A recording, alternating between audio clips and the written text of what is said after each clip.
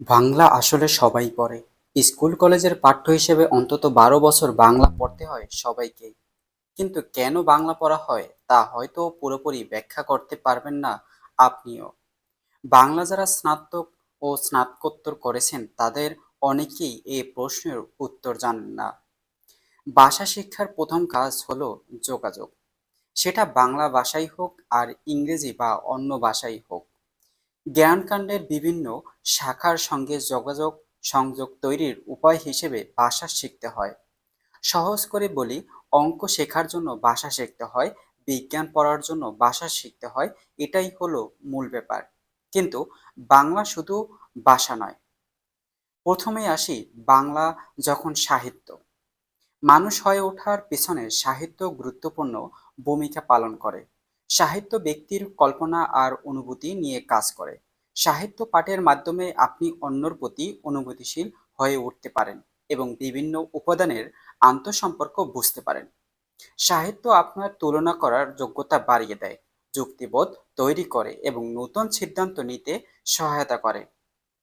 Bangla subject কারা পড়তে পারেন এবং কাদের পড়া উচিত?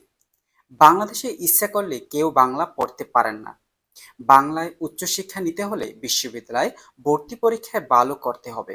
শুধু বাংলা নয়, যে কোনো নির্দিষ্ট বিষয়ে পড়তে চাইলে ভর্তির নির্ধারক্রম আপনাকে উপরের দিকে থাকতে হবে। বিশ্ববিদ্যালয়গুলোতে ভর্তি পরীক্ষায় বিষয় অনুযায়ী হয় না, হয় অনুষদ ভিত্তিক। এর মানে মেধাক্রম অনুসারে পরীক্ষার্থীরা বিষয় পছন্দক্রম করে নিতে থাকেন। এক্ষেত্রে বর্তমানে বাংলার চাহিদা উপরের দিকেই রয়েছে। বাংলা সাবজেক্টে কি পড়ানো হয়? বাংলা বিভাগগুলোর সিলেবাস মূলত সাহিত্য নির্ভর। এখানে প্রাচীন, মধ্য ও আধুনিক যুগের বাংলা সাহিত্যের বিভিন্ন শাখা সম্পর্কে ধারণা দেওয়া হয়।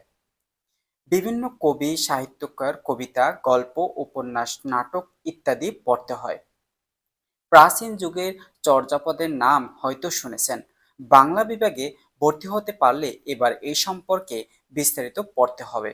মধ্যযুগের শ্রীকৃষ্ণ কীর্তন, মঙ্গল কাব্য, বৈষম্য কবিতা, শ্রী চৈতন্য প্রণয় উপাখ্যান, মৈমনসিংহ গীতিকা, দবিশি পুঁথি ইত্যাদি সম্পর্কে পড়তে হয় যারা বাংলা সাবজেক্ট নিয়ে পড়াশোনা করেন। বাংলা গদ্যের বিকাশে আধুনিক যুগে ফোর্ট উইলিয়াম কলেজের ভূমিকা রয়েছে। এই পর্ব এবং এরপর ঈশ্বরচন্দ্র বিদ্যাসাগর, মাইকেল মধুসূদন দত্ত, বঙ্কিমচন্দ্র চট্টোপাধ্যায়, রবীন্দ্রনাথ ঠাকুর, কাজী নজরুল ইসলাম, বেগম রোকেয়া থেকে শুরু করে হাল আমলের কোনো লেখকেই বাদ যান না আলোচনায়। প্রাচীন ভারতীয় রসতত্ত্ব এবং আধুনিক বিদেশি সাহিত্যের কিছু অনুবাদও পড়ানো হয় বাংলা সাবজেক্টে। বাংলা বিভাগের শিক্ষার্থীরা বাংলা কবিতার অলংকার ছন্দ নিয়ে পড়েন, বাংলা ভাষার ইতিহাস পড়েন, ব্যাকরণ পড়েন, সাহিত্যের রূপ রীতি পড়েন। তাদেরকে পড়ানো পাণ্ডুলিপি কিংবা আধুনিক ভাষা বিজ্ঞানের কিছু অংশ পড়তে হয়। শিখতে হয় সাহিত্য সমালোচনা ও গবেষণার পদ্ধতিও। তবে শেখানোর পদ্ধতি আর শিখতে যাওয়ার আগ্রহের ঘাটতির কারণে প্রায় কিছুই শেখা হয় না তাদের, যারা বাংলা সাবজেক্ট নিয়ে পড়াশোনা করেন। এ কারণে বাংলায় পড়েও কবিতা বুঝতে পারি না আমরা, সাহিত্য পড়েও লেখকের উদ্দেশ্য ধরতে পারি না, এমনকি নিজের উপযোগী গবেষণার ক্ষেত্রটি আমরা বাছাই করতে পারি না। বাংলা সাবজেক্টে পড়াশোনার ক্ষেত্রে ক্যারিয়ার কেমন হয়? বাংলা পড়ার সুবিধা হলো প্রায় সব ধরনের চাকরির সুযোগ খোলা থাকে। স্কুল, কলেজ, বিশ্ববিদ্যালয় কোথাও নেই বাংলা। ফলে শিক্ষকতা করার বিশাল ক্ষেত্রে পড়ে রয়েছে বাংলার শিক্ষার্থীদের জন্য। বাংলায় উচ্চতর গবেষণার সুযোগ থাকায় এর মাধ্যমে দ্রুত ক্যারিয়ার উপরের দিকে পৌঁছানো যায়। বাংলায় পড়ে সরকারি আমলা হতে বাধা নেই। বিসিএস পরীক্ষায় বাংলা বিভাগের শিক্ষার্থীরা খুব ভালো করেন। তাদের জন্য বিসিএস একটি খুবই উপযোগ এবং সাহায্যকারী। বিভিন্ন ব্যাংক, বীমা, এনজিও কিংবা সরকারি বেসরকারি চাকরির সুযোগ তো থাকছেই। অনুষ্ঠান উপস্থাপনা, আবৃত্তি, লেখালেখি, সম্পাদনা, ভাষা প্রশিক্ষণ এ ধরনের কাজ বেশ ভালোভাবেই বাংলার সঙ্গে যায় যারা বাংলা সাবজেক্ট নিয়ে পড়াশোনা করেন। বাংলা সাবজেক্ট নিয়ে যারা পড়াশোনা করেন তাদের ভবিষ্যৎ কি, অথবা তাদের দেশ বিদেশে কিভাবে তাদের ডিমান্ড অথবা চাহিদা রয়েছে, এটা আসলে গুরুত্বের প্রশ্ন। স্কুল পর্যায় থেকেই বিষয় হিসেবে আমরা বাংলা পড়ি। অথচ বাংলা পড়ার মূল লক্ষ্য থেকে আমরা সবসময় দূরে রয়ে যাই। ভাষা হিসেবে বাংলা শিখতে দেরি হওয়ার কারণে অন্য বিষয়গুলোতেও শিক্ষার্থীদের পিছিয়ে পড়তে হয়। আবার নিজের স্বাধীন চিন্তা, কল্পনা শক্তি কিংবা সৃজনশীলতার বিকাশ ঘটাতে ব্যর্থ হচ্ছে বাংলা সাহিত্য।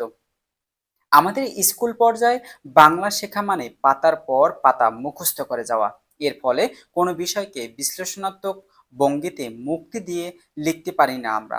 পারি না ছোট চিন্তাকে দীর্ঘ করতে কিংবা দীর্ঘ বর্ণনাকে ছোটভাবে প্রকাশ করতে। অথচ কল্পনা ও অনুভূতিকে সমৃদ্ধতার করার জন্য, সমাজের বিভিন্ন উপাদানের আন্তঃসম্পর্ক বোঝার জন্য ও তুলনা করার জন্য, যুক্তি দাঁড় করাতে, অন্যর যুক্তিকে গ্রহণ বর্জন করে নতুন সিদ্ধান্ত নেওয়ার ক্ষেত্রে বাংলা গুরুত্বপূর্ণ ভূমিকা রাখতে পারে।